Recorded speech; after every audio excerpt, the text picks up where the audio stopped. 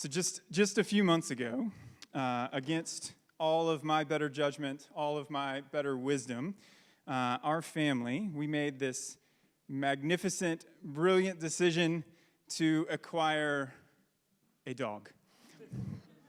And not just a dog, a puppy dog. and really not just a puppy dog, but a puppy English Springer Spaniel. This is Oliver, our puppy dog. And Springer Spaniels, I just read today, they require 2 hours of exercise every day, or else they start to chew things and get into things and do other things. Well, actually, he chews things regardless. He eats paper. We can't walk on the sidewalk, on the pavement, without him grabbing some kind of rubbish and ingesting it, and then we see it later, and then he tries to eat it again. But even in all of that, this Ollie, look at him, he's so cute. The first few days were really great and fun. Even getting up in the middle of the night, it was like, he needed to go and take a wee in the garden, and like the faintest whimper, we were like jumping out of bed. Let's go help, right? Ashley jumps up, takes him out, and even that was kind of fun for a couple of days. Yes, but alas, those days have long gone. And it's been 5 grueling months, and even last night at the stroke of 3? 3 a.m., Ollie is ready to go outside and chase some bird or fox or whatever likely imagined animal that he thinks is out there. Not to wee, just to play. But he's out there. So at the frantic pawing of the little crate door, now, instead of excitedly jumping out of bed, that elicits groans and slinging of the covers off and a lot of other language that maybe we shouldn't repeat. But it turning Ashley and I, who I believe are generally pretty relaxed, laid back, easygoing people, into some irritated, angry, exasperated Mr. and Mrs. Hyde. So naturally, I'm here today to talk about anger. Anger's an interesting thing, isn't it? I'm fairly certain we've all been angry before. It's probably, at one time or another, anger has caused us to do something, say something that we probably regret, want to take back, want to suck those words back into our mouth. And almost certainly, we've all experienced the force of someone else's anger against us and understood what that's like. So today we're going to take a look at what the Bible says about anger. We're going to try to understand what God has to say about it, what he thinks about it, and what we're to do about it, right? That's really what we're here for. So we can move on from Ollie. So we'll start with this. We have to understand what anger is, right? We have to know where it comes from. What is anger? Why do we have anger, right? We need to be aware of the origin and the outcome of our anger. Actually, to understand anger at its core is actually a good thing. It's basically good. Now, you might question that. Do you believe me? But in Ephesians that Thomas just read, Paul encouraging Christians, right, to alter our way of living, saying that when you heard about Christ and were taught, right, that's how he started that. When you heard this, right, you were taught about Christ, that we should put off our old self, right? Change. Put off falsehood. And yet, then he says, in your anger, do not sin. Right? The ESV actually says, be angry and don't sin. That's a command. That's an imperative. That says we probably should be angry at times. Is that right? I think that's true. James, the third passage that we read, it says, be slow to anger. Doesn't prohibit anger, doesn't condemn anger in general, but offers us some wise counsel of how to be angry. Because anger, particularly slow anger, is an attribute of God. You might be thinking to yourself, I don't know if I like the idea of an angry God. It doesn't sound like the kind of God that I necessarily want to follow. Maybe isn't my God a God of love, not of anger? I like the idea a bit better. loving God, not an angry God. But if you have a God who never gets angry, you can't have a God of love, right? Because anger isn't the opposite of love. Hate is the opposite of love. And not getting angry when we should is actually the epitome of hate. Because anger, here's where I'm going to get it to you. Anger at its core, this is what it is. It's a destructive energy that's released in defense of something that we love or care about, right? It's designed to protect. It's designed to come after something that's not right, right? And so it's actually a good thing. And God shows it in the right places. Because if something you love is really threatened, you get angry. That's the natural response. When you love the person, right, dying of cancer, you're angry at the cancer that's destroying them. If I love my kids, I'm angry at the moral cancer that's rotting at their soul and causing them to be dishonest or rebel or do the things that we know they ought not do, right? If I love the glory of God, I should be angry at whatever diminishes or attacks him. Jesus was a person who got angry. Sometimes, especially so. Right, in Mark 3, he heals a man with a shriveled hand, and the Pharisees are standing around, and they're actually upset with Jesus for doing this miracle because this happened to be done on the Sabbath. And they said, "You can't do that, Jesus." And Jesus gets mad. He gets angry. He's filled with anger, Mark says, and that they would promote their religious custom over the love of a fellow human being, and his anger toward them grew out of his love for this man. In Matthew 21, Jesus gets violently angry at the religious leaders and the money changers who have basically kicked out of the temple any outsiders, and they're selling things, and they're changing what the temple was meant to be. And out of that anger, he makes a whip out of some cords and absolutely kicks them out, right? I'm trying to imagine this scene. He's flipping tables and whipping people, right? It's amazing. But the funny part is he doesn't regret it later. He doesn't come back to the disciples and say, I'm sorry, guys. I let things get out of control. I actually got carried away. I probably should have used words rather than those whips. But he doesn't, right? He went to the cross sinless. So he wasn't wrong. That wasn't a sin, right? His anger was directed at a right thing. We should be angry when we hear about the rights of others being trampled on, right? We should be angry when we hear stories of people being abused by people that they trusted. In the face of evil, if we aren't angry, we aren't loving. Jesus got angry because he cared so much. And if you never get angry, you must not be much like Jesus. So when we're angry, though, we should be asking ourselves, what am I defending, right? What is the thing that I love that I'm protecting here? Our anger is actually misdirected because our love is misdirected. St. Augustine says, the root of our sinfulness is our disordered loves. It doesn't always mean we love bad things, though sometimes it does, but that means that we make good things into ultimate things. We love good things too much, right? Our comfort isn't necessarily bad until we make it the ultimate thing. I love uninterrupted sleep so much that when Ollie threatens that, I get angry, and it starts to rise up inside me, right? Receiving approval for what we do at work or in some other context is actually a good thing. But when it becomes the overpowering thing, we don't get the recognition we feel we deserve. We're angry at the system. We're angry at whoever we felt should have given us that approval, and we're angry at the one who got it instead of us. If control and power becomes our idol that we love too much, we get angry that someone else has power and their decision is different than ours, and we say things like, well, that's just stupid. they're a moron. They don't get it. I should have been able to make that decision.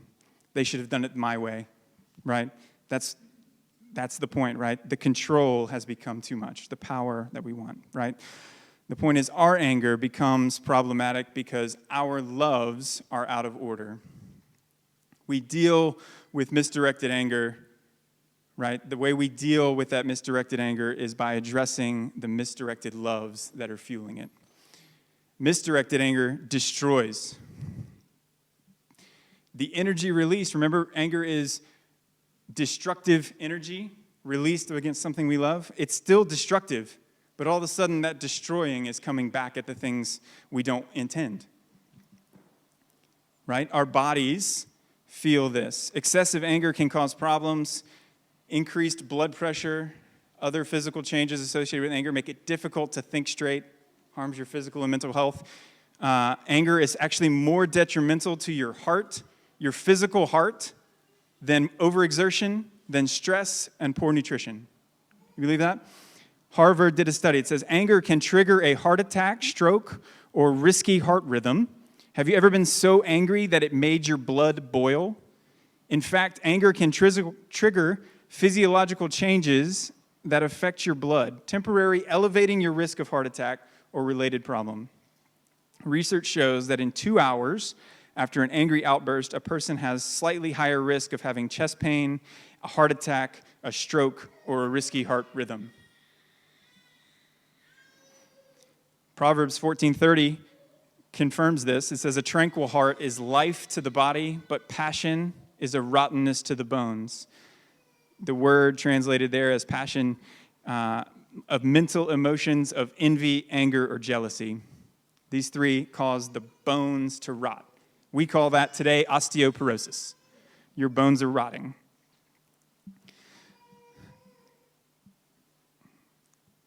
So if anger's actually good, but this is how anger treats it, like how it responds in our own bodies, what are we to do with that? How do we think about that? Shouldn't at least we be careful how and when we get angry? I think that's a minimum. Your ability to make wise choices, this other Harvard study, I was just really into Harvard, I guess, says angry people tend to rely on cognitive shortcuts, easy rules of thumb, rather than more systematic reasoning, right? Your actually ability to reason when you're angry goes out the window. I mean, how many times have we said, I don't know, I wasn't thinking, I was just angry? It's literally true. You weren't thinking. It's gone. You don't have the ability to think straight, right? The reason we don't advise you to make cords and whip people and get them out of the temple is because you can't control it the way Jesus can. We make poor decisions, and we often make things worse. Since we're not God, we can't control our anger the way he does. But you know what else anger affects negatively, right? It's destroying when we don't want it to. Anger destroys our community. Unresolved anger will destroy relationships like that. It creates fractures that will let me start again. Creates fractures that left to rot will disintegrate the community and ultimately divide it permanently, right? We know this. This is not surprising news. Anger will do this thing. It destroys. This is why in John 17, Jesus is in the garden. He's saying a final prayer. It's sometimes known as the high priestly prayer, but in John 17, verse 20, it says, I don't ask for these only, but also for those who will believe in me through their word. That's us now. I'm asking this for them, that they may all be one, just as you, Father, are in me and I in you, that they may also be in us, so that the world may believe that you have sent me. The glory that you have given me, I have given them, that they may be one, even as we are one. I in them and you in me, and they may be perfectly one, so that the world may know that you sent me and love them even as you love me. Jesus prays for unity within the body. He's praying against sin of anger. He's praying against that. So if this is the case, what does the Bible suggest we do? We need to be able to recognize and reorder our anger. So that's point number 2. First thing we have to do is recognize that we're angry. Anger is interesting. Those of you who are in our community group, in the guide this week, I put in there this short sentence. You may have caught it. Anger is the emotion most like an addictive substance. Did you see that? We deny it, and it drives us deeper into more and more anger. Right? You ever notice that when you're angry, it's like you have a desire to just be angry about more things, and you just keep getting angry? It cycles you back down into itself. Recognizing that we are angry actually helps us move on, right? We have to notice it. And that's the first step.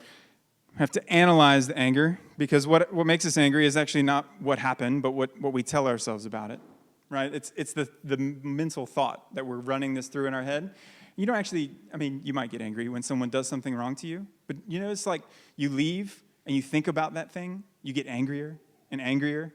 Right? It's not really the thing anymore. It's just what you keep telling yourself. So we have to analyze it.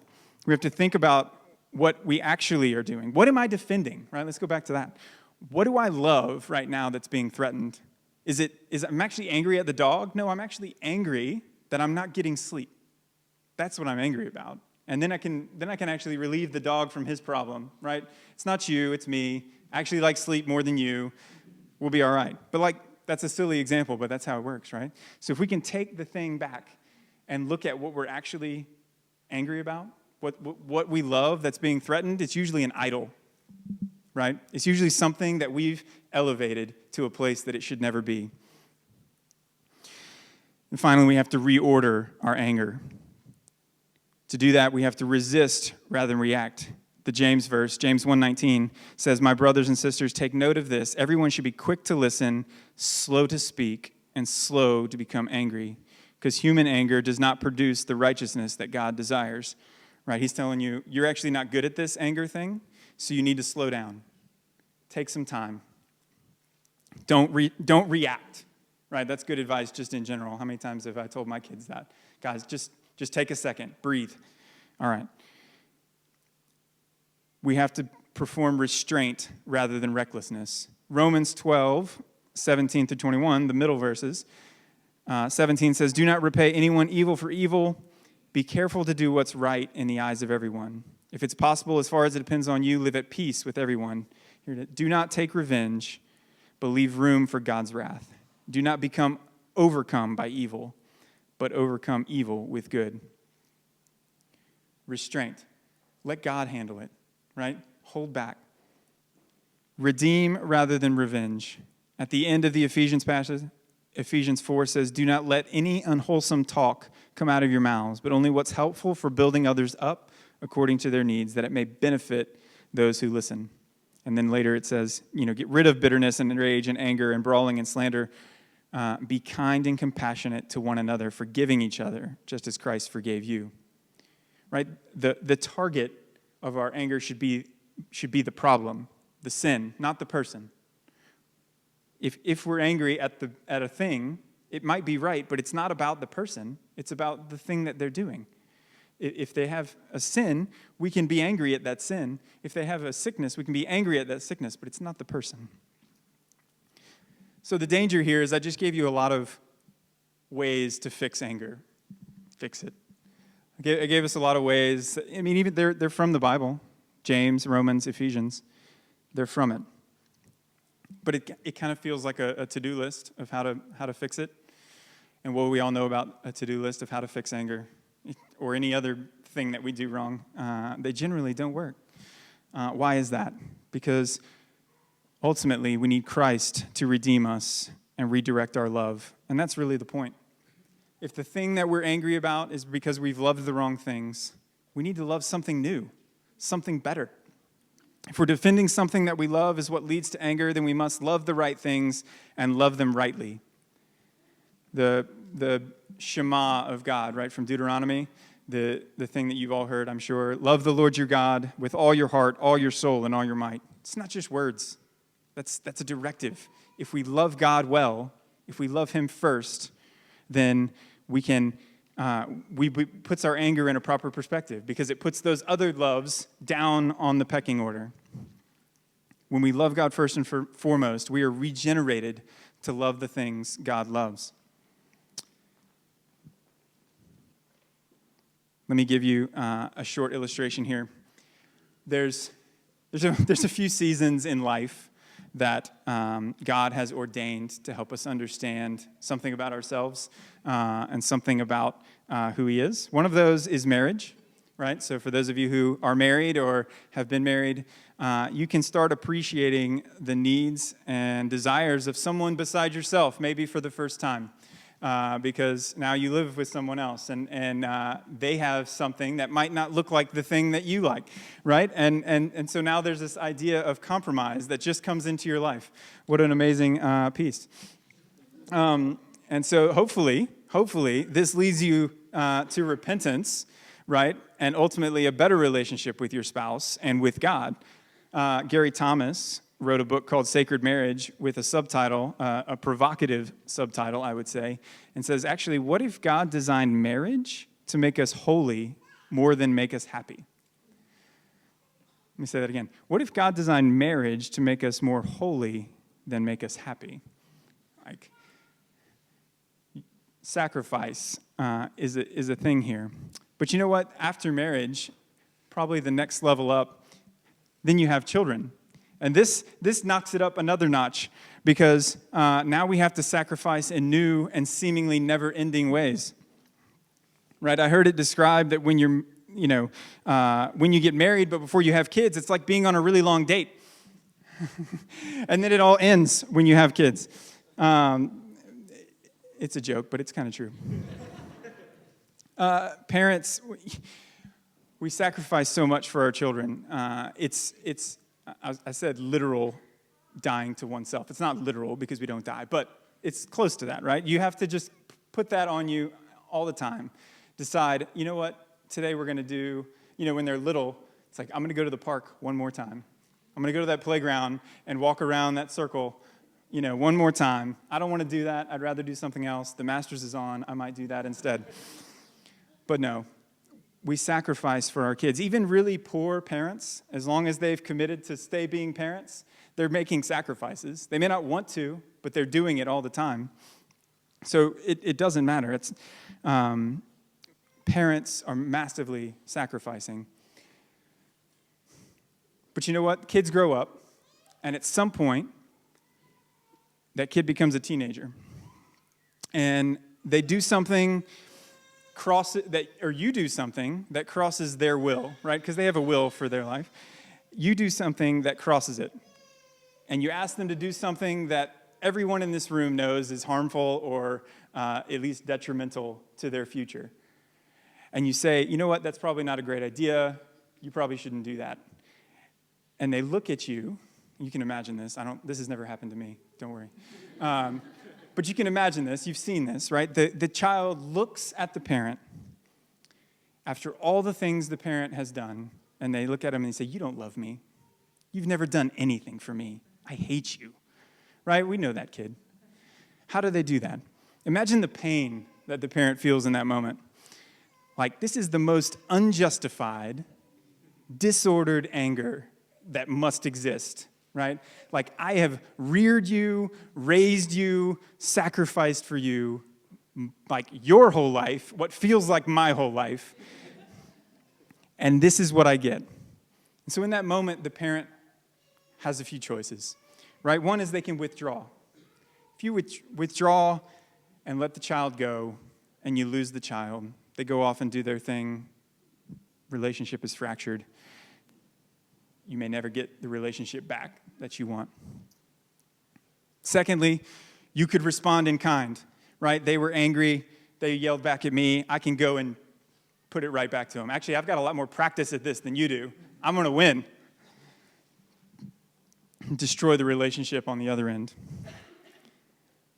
The third way is to make a surgical strike directly at the problem and gently and kindly insist on the truth and absorb their anger without repaying it. Right? This is the only way to respond. It's the only way to make that, hopefully resolve it without making things worse. We get this wrong all the time, but this is the moment, right? the problem, not the person. Insist on the truth and absorb that anger. And maybe to redeem the child, bring the child back into the fold. You guys may have guessed this already, but the reality is this child is all of us at one point or another. We're angrily looking at God. We may not say it or admit it out loud, but we're angrily looking at God saying, you haven't done anything for me. I don't know if you love me, right? Like, I'm running after something that you said is not good, and I want it. And if you don't let me have it, you must not love me. You must not have my best interest at heart. Our anger from our distorted and disordered love, we feel offended because we haven't gotten our way. The things that we truly love have been threatened and destroyed, and so we feel that anger. And you know what? God had a choice. He could withdraw and just let you run after that thing that would ultimately destroy you.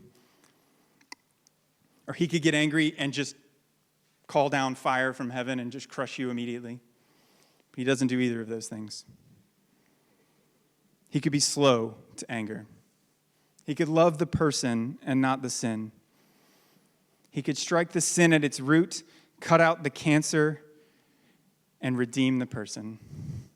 And the truth is, this is what God has done. Jesus absorbed our disordered love and disordered anger and responds with love. He puts it on himself and hangs it on the cross. So this is the only way to deal with anger. We can only recognize and reorder our anger, right, to do those things because we can only do it if we love God most of all. And we can love God because he looked upon our anger with him, and he was unimaginably patient with us. And he showed us impossible restraint, and he chose to redeem us. And on a day like today, the day before, I guess, Palm Sunday, right, this is why we remember the cross. This is why we have a season of reflection during Lent to think back about what are my disordered loves and what are my disordered angers and sins that pushed Jesus onto the colt on Palm Sunday and pushed him into Jerusalem and led him to the cross on Good Friday. And this is why next week we'll celebrate Easter, because he took it, absorbed it, and then rose again. So this is, I don't have a good end, but this is it. And today, particularly special, we have an opportunity to reflect on this in a special way with Holy Communion, with the Lord's Supper. And so I'm going to call a couple of the leaders to serve us.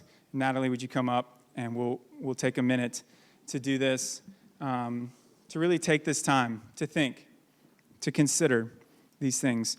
You know this, before going to the cross to die for our sins, Jesus has his disciples in the upper room, and they're having a meal together, and he starts this thing, and we call it an ordinance.